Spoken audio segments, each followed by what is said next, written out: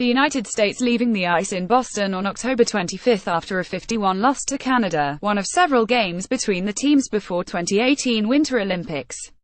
Gretchen Ertel for The New York Times. Boston, 3 days after the United States women's hockey team lost to Canada, 51, in an exhibition game in here on October 25, USA Hockey unexpectedly added Kayla Barnes, an 18-year-old freshman at Boston College, to its roster.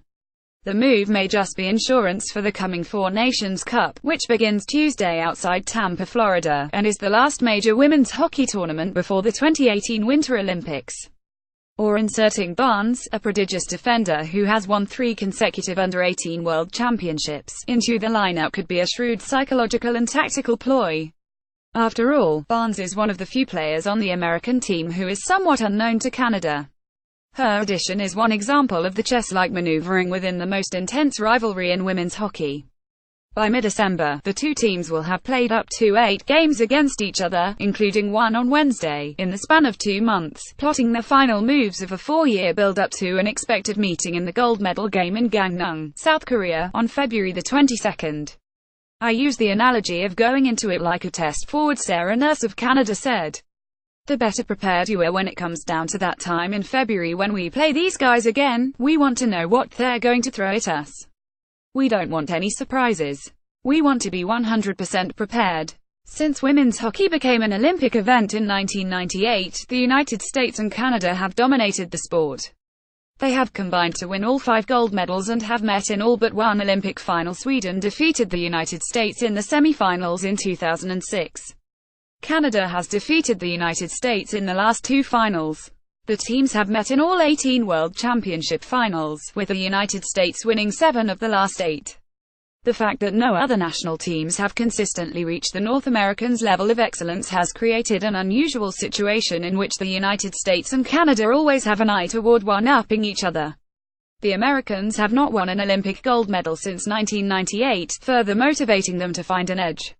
Forward Hilary Knight, who took home silver medals in 2010 and 2014, has said that since those crushing losses, she wakes up every morning thinking about revenge against Canada. Both sides expect their opponents to have an encyclopedic knowledge of their tendencies come the Olympics. In 2014, Canada won 32 in overtime of what many consider to be the greatest women's hockey game ever played. Women's gold medal game Canada v USA Sochi 2014 Winter Olympics video by Olympic. With little discrepancy in talent between the teams, the Americans are not so much seeking to find some undiscovered weakness in Canada's armor during the pre-Olympic series, but rather to prove that they can dictate the pace of play.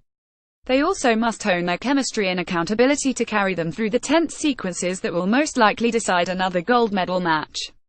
Rebecca Johnston of Canada left battling with Kelly Panek of the United States in a game last month. The US and Canada have combined to win all 5 Olympic gold medals in women's hockey. Gretchen Ertel for The New York Times. I remember in 2010, always trying to play catch-up, Knight said. In 2014, we were the better team and then we had sort of mental lapses. What's different now than in years past, this team really looks internally for motivation. Since Canada's Marie-Philip Poulin scored the golden goal in Sochi 4 years ago, fans have eagerly awaited a rematch of a game that drew almost 5 million viewers on NBC. In North America, the audience for women's hockey has grown with the creation of the National Women's Hockey League in 2015 and the expansion of the Canadian Women's Hockey League. Last March, the American players garnered national news media attention when they won a battle for equitable support from USA Hockey, their governing body. With a greater platform, the American team changed their pre-Olympic plans, focusing only on exhibitions with Canada. In past cycles, the national team also played college squads. But not only does Canada provide the best competition, it is also the top box office draw. The game here on October 25 was sold out, with an announced crowd of 6,298 at Boston University's Agganis Arena. Up to 5 of the remaining games between the rivals will be played in NHL arenas. From a competition standpoint, I'd rather play Canada every single night, maybe Finland, Knight said. But when all is said and done and we're looking from a women's hockey exposure standpoint, we should be playing other teams. But I think that's a little bit later down on in the future. She added that she would like to see stronger initiatives from the International Ice Hockey Federation to develop women's hockey in more countries. For now, even when they aren't playing Canada, the Americans try to create the best facsimile, scrimmaging against college-age men's teams in Tampa, where the national team has been based since September. It is a tactic used by the Canadians since 2002. This year, they will play about 3 games per week against 18 and under teams in Alberta.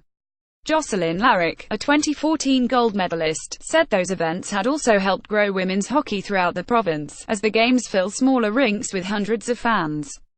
The American forward Jocelyn Lamoureux-Davidson said playing against men's teams had been beneficial because the scrimmages replicate Canada's speed and strength, but they leave something to be desired in terms of gravitas. It's good to get that competition, Lamoureux-Davidson said, but it's not the same playing them. For the United States women's hockey team, them can only mean one thing. A version of this article appears in print on November 8, 2017, on page B11 of the New York edition with the headline "Expected to play for gold. Rivals prepare by facing off again and again."